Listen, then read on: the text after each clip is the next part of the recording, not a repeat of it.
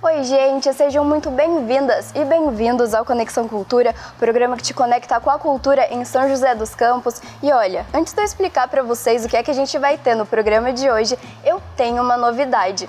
Thiago Bezerra tá aqui agora no Conexão Cultura, dividindo comigo esse espaço. Thiago, seja muito bem-vindo, viu? Obrigado, Vicky. Obrigado por me receber. Obrigado a todo mundo aí que tá me recebendo pela televisão também. Esse programa que eu adoro, de gente que produz cultura, consome cultura. Eu adoro tudo isso, então tô no lugar certo, né? Ai, tá no lugar certíssimo, sinta-se em casa. E olha, no programa de hoje a gente vai ter muitas histórias infantis. Esse é o clima de hoje. A gente vai ter da ilustração ao contador de histórias, né, Thiago? Isso aí, Vicky. A gente vai conhecer, por exemplo, a Camila Morita, que é pintora, ilustradora, tem um jeito bem único para dar vida a tudo aquilo que ela imagina. E a gente também vai mergulhar no universo encantado com o contador de histórias Marcelo Fernandes. E atenção, artistas, a gente vai falar de um edital da Fundação Cassiano Ricardo, que está com inscrições abertas para credenciar propostas artísticas. É oportunidade de trabalho, hein? E para fechar, tem indicação de um livro, O Quando Eu Crescer, escrito e ilustrado pela Lari Salles, artista de São José.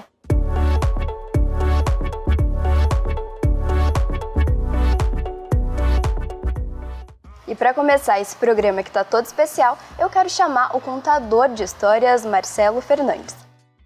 Feliz aquele que transfere o que sabe e aprende o que ensina, disse Cora Coralina. Bom, então talvez seja por isso que contar histórias nos faça tão bem, e pode ser algo que lemos num livro ou até mesmo algo que vivemos e depois decidimos compartilhar com os amigos.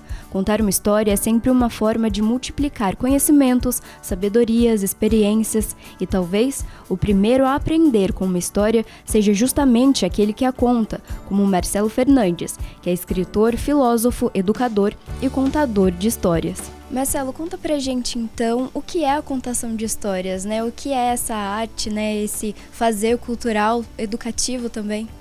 A contação de história, ela é um momento assim, muito especial na vida de muita gente. Quem não gosta de ouvir uma história, né?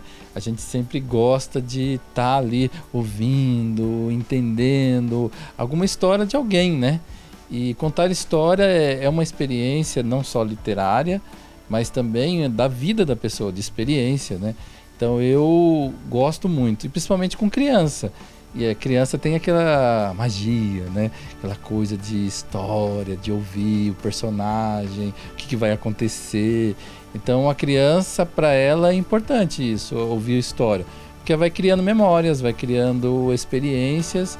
O ato de contar histórias é uma das tradições mais antigas da humanidade e está diretamente ligada à nossa sobrevivência, já que era através da linguagem oral que comunidades inteiras passavam seus conhecimentos e culturas.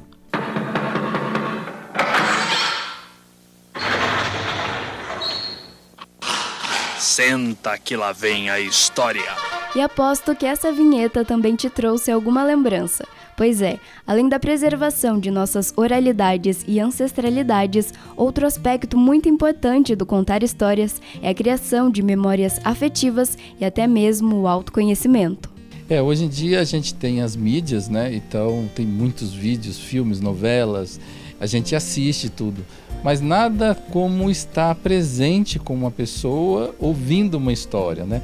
Então, quando a gente está ouvindo aquela pessoa conversar com você, falar das experiências dela, a gente fica encantado, porque a gente quer ver, nossa, é uma experiência de vida, tanto para ela como também para mim, né? E as crianças, elas se identificam com a história, né? Então, o imaginário para elas é real.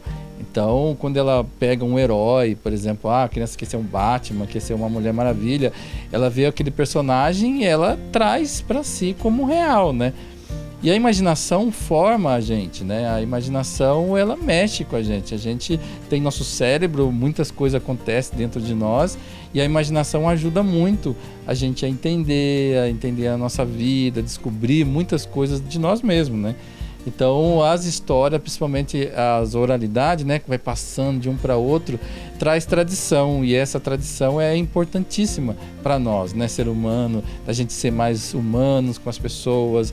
E nas histórias tudo pode ensinar alguma coisa. Um exemplo, da mesma forma que os heróis podem inspirar, vilões também podem mostrar qual caminho não devemos seguir. E os vilões também ajudam, né? Nas histórias, quando tem um vilão, a gente sabe lidar com uma pessoa ruim, uma pessoa mal, e para criança isso é importante, né? E a melhor parte é que todo mundo pode contar uma história, e o Marcelo incentiva esse hábito, que tem uma enorme força de conectar pessoas, criando amizades verdadeiras e fortalecendo laços familiares. Sim, com certeza, assim, a experiência de ouvir, né, tanto no teatro como uma apresentação de contação de histórias, você vai ver que aquilo ali cria um vínculo, né, um vínculo com a gente vai entrando junto com a pessoa, vai imaginando, e a criança também, né?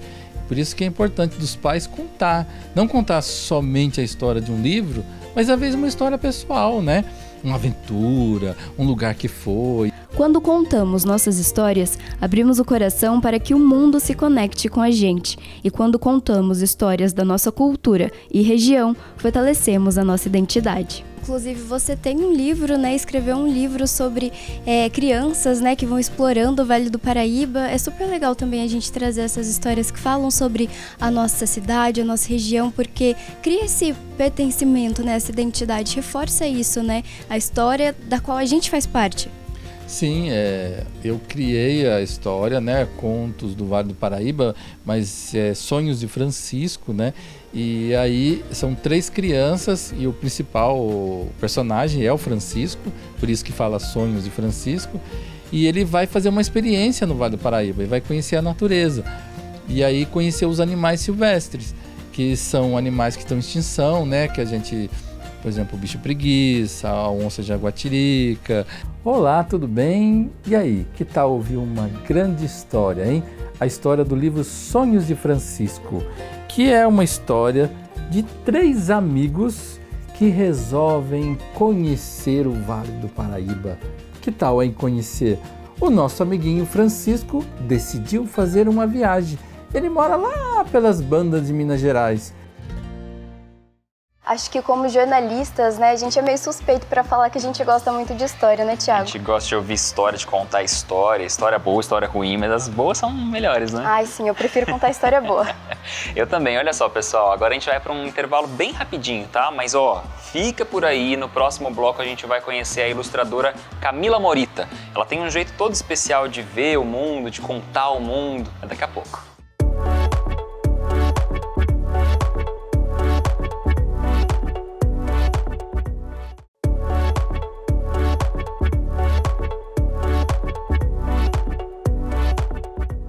Estamos de volta com Conexão Cultura de hoje e agora eu vou convidar você para entrar num mundo de histórias criadas pela artista Camila Morita. Você já conhece ela, Tami? Eu acompanhava ela pelas redes sociais. Eu conheci através dessa reportagem. Se você que está assistindo ainda não conhece, vale a pena conhecer, viu? A Camila cria ilustrações no estilo bem original, bem próprio e com essas ilustrações ela dá voz para uma criança interior. Oi, gente, eu tô aqui com a Camila Morita, que é pintora, ilustradora e mediadora. A gente vai explicar um pouco melhor desse trabalho de mediação também. Mas a gente vai falar aqui sobre o trabalho dela, né? Ela participa da criação de obras de literatura infantil, além de atuar na conexão entre artistas e o público em exposições, que é o trabalho de mediadora, né? Sim. Gente, eu tô aqui olhando o trabalho dela. É lindo, é sensível, é fofo. Eu querendo falar fofo. Parabéns. Pode ser, muito obrigada. original. Obrigada. Parabéns.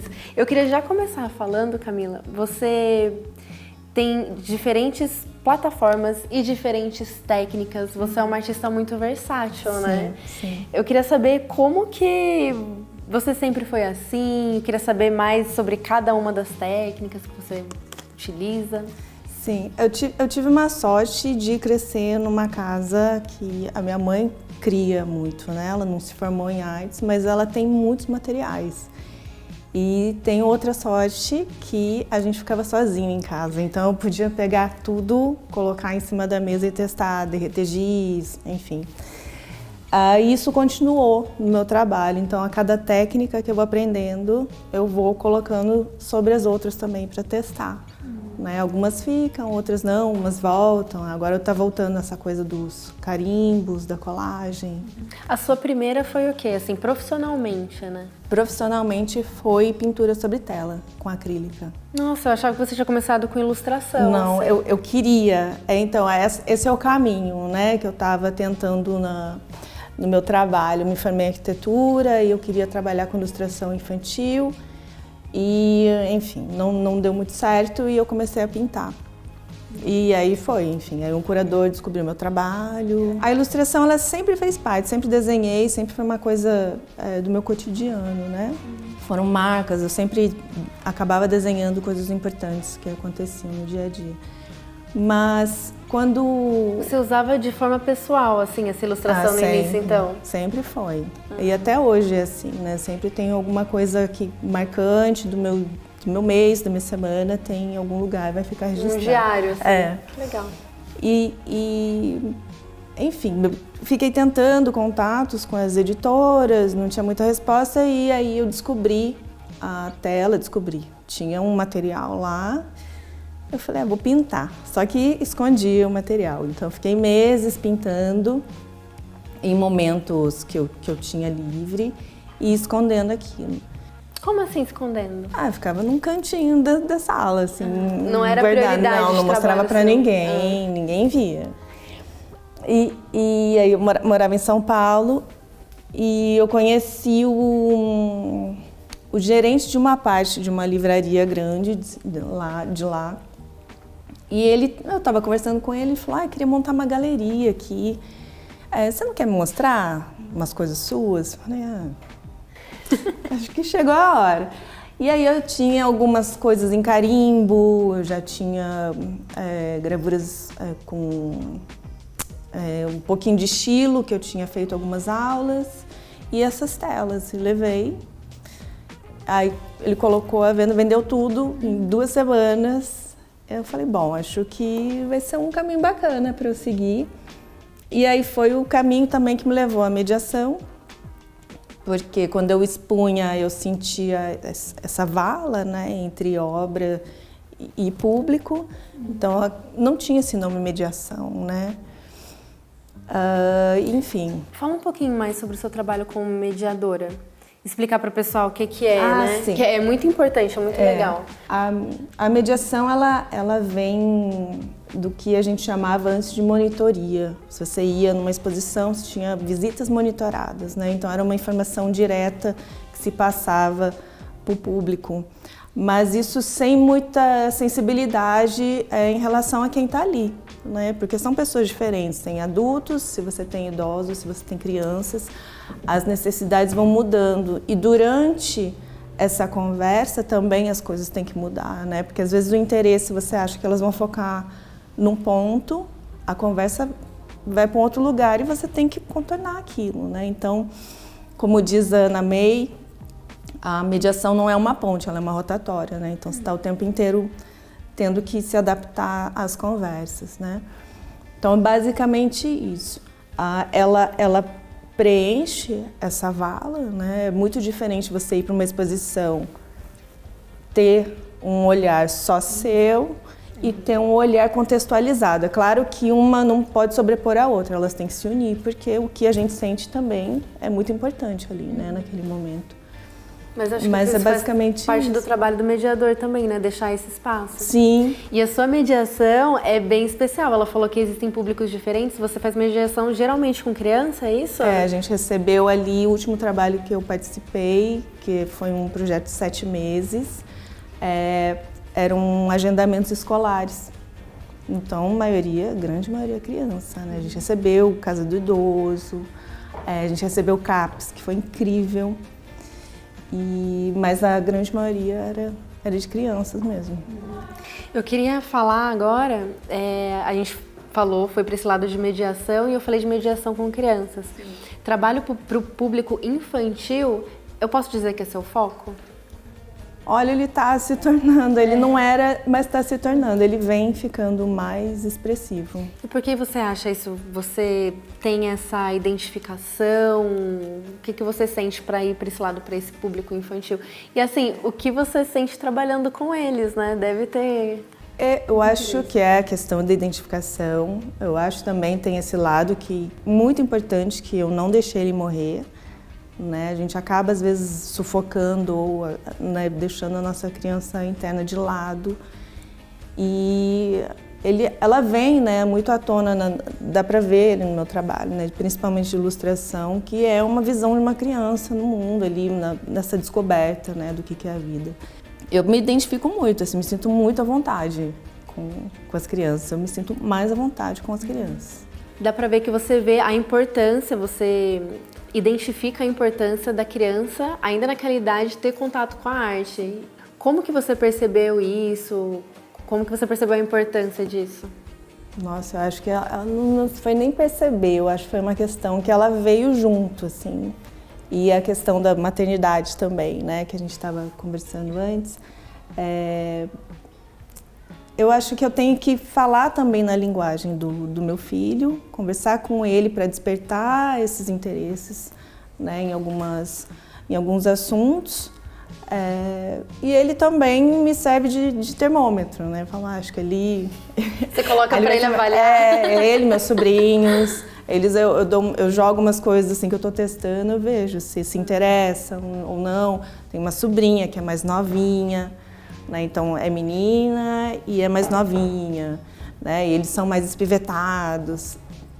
Então também é um teste que eu faço ali com eles, é uma oportunidade que eu tenho.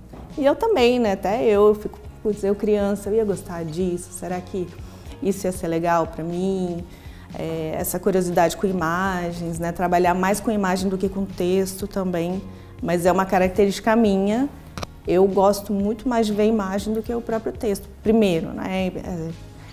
Quando eu pego um livro, primeiro eu vou olhar todas as imagens, depois eu vou ver do que se trata, vou ler o texto. Estou curiosa para saber como que é o seu processo, quando você recebe a obra ali que você tem que ilustrar.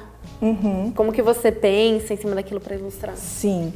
O livro, esse último que eu fiz da Dani, quando ela me passou o texto, e eu li a primeira vez, rapidamente, mas eu bati o olho, tinha o sol. E eu falei, não, eu quero que o sol seja uma mariposa. Eu tenho várias histórias com mariposa, com lagartas, tenho uma paixão por mariposa. E ela estranhou, falou, mariposa da noite, como assim? Eu falei, não, dados biológicos, vamos seguir. E assim foi, para quem tiver a oportunidade de ver o livro, vai ver ali o sol mariposa. Mas, então a partir disso, começa uma criação, né? Por que alguns planetas são redondos e ela e o Sol não, né? Então está na questão também da criança abstrair que eles também podem ser um maciço redondo, mas que existem outras forças ali, né, agindo. Então, eu acho que cada projeto eu recebo de uma maneira, assim. Tem isso de mini cenografia, o que é? Explica pra gente, porque eu acho que tem a ver, me corrija se eu estiver errada, tem a ver com aquela visão do que é a ilustração ali pra criança, né? O que representa? Como é que você vai criar um mini mundo, né, ali para ela se adentrar e para ficar absorvida, né, pela obra. Essa questão minha com imagem, eu cresci dentro de uma casa, cresci com meus avós, então todas as informações que tinham de revistas, de filmes, eram todos em japonês, eu não entendia, então ficou muito forte a imagem para mim, né, eu sempre tive que me ligar muito na imagem por não entender o que estava sendo falado.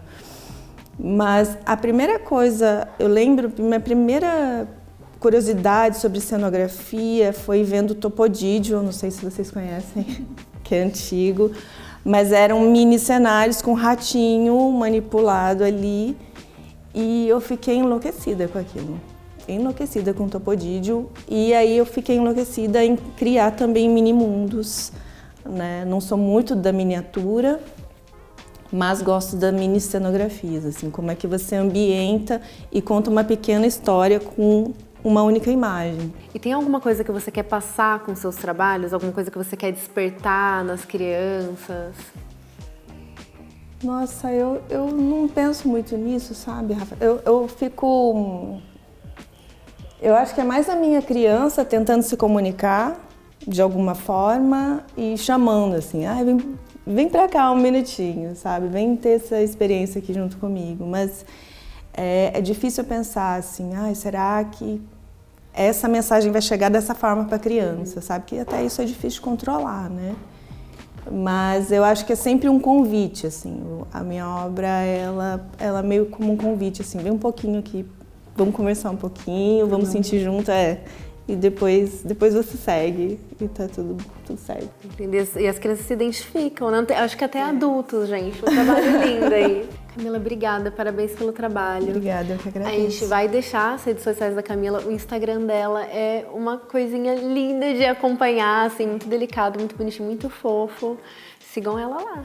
Obrigada, Camila. Obrigada. Parabéns pelo trabalho. Obrigada. Rafa, muito obrigada pela sua entrevista. Eu adorei conhecer mais do trabalho da Camila Morita. Achei incrível. E olha só, gente, a gente vai para o nosso último intervalo, mas fica aqui, tá? Não vai embora não, que daqui a pouco tem uma indicação super bonitinha de um livro infantil. Também tem informações sobre o edital do projeto Circulação da Fundação Cultural aqui da cidade. A gente volta já.